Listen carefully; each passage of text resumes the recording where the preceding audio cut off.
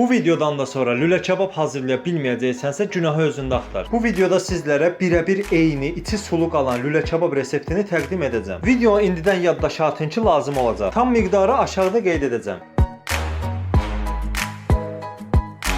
Quzu ətinin qol və yaxud da but hissəsindən istifadə edə bilərsiniz. İlk dəfə bişirənlər çalışsın ki, qol ətindən istifadə etsin ki, çünki but ətinə nisbətdə şişdən düşmə ehtimalı azdır. Əti tikələrə ayır, bir dənə qaba qoy. Erkək quzunun quyruğu daha yaxşıdır ki, şişdən düşməsin. Quyruqlar da qoy ətin üstünə. Belə maça tərəflərindən soyutma da eləyə bilərsən. Hamısını bir yerdə qarışdıranda baxın, yarısı ət görünməlidir, yarısı da yağ. Ət çəkən maşının böyük gözündən keçirin.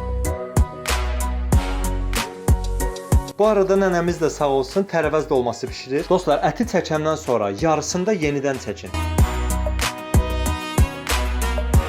Çalışın ki, soğanları xırda-xırda doğrayıb ətə əlavə edəsiniz. Ət çəkən maşından keçirməyin, yoxsa kotlet dadı verəcək. Xırda doğramış soğanları da ətin üstünə əlavə et, duzun vur və qara istiotun vur.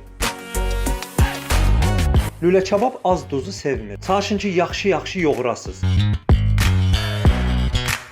Yaxşı yoğurulandan sonra əti bölün hissələrə və çırpmağa başlayın. Ət çırpılıb özün tutmasa şişdə qalmaz. Baxın, belə saqqız kimi olmalıdır. Əlimizə suya vurub təxminən 150 qram qədərində kiftəciklər düzəldirik. Biz bu işi bildiyimizə görə soyuducuda saxlamayıb şişləri də vurub bişirə bilərik. Amma ilk dəfə hazırlayanlar üçün məsləhətdir ki, soyuducuya qoysunlar. Təxminən 1 saat qalandan sonra götür. Lülə kebabın şişi qalın şişlərdən olmalıdır. Əl öyrəşəndən sonra naziyə də vurmaq olar. Kiftəni biraz əlində uzunsov formada düzəlt, şişə vur. Əlvi qaynar suya batırıb kiftələrə naxış ver. Əlvin içində kiftənin şişə möhkəm oturmasını hiss eləməlisən. Şişə vurandan sonra alt tərəfindən belə fırladın. Buna aşpaz dilində qıfıl deyirlər. Digər kiftələrdə bu formada şişlərə vurun. Çox da qaynar kömürdə bişməməlidir ki, alovlanmasın. Bu arada manqalı qarışdırandan sonra duz səpin manqalın üstünə. Duz səpiləndə heç vaxt oradan alov çıxa bilməz. Lülə kebabın hər üzü 2 dəfə bişirilir. Hər üzü 2 dəfə bişiriləndən sonra böyür tərəfinə qoyulur. Kebablarımız hazır oldu.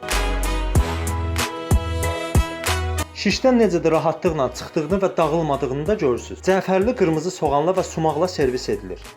Hazırlayan hər kəsə nuş olsun. Videonu da bəyənməyi unutmayın. Sağ olun, Allah'a emanet.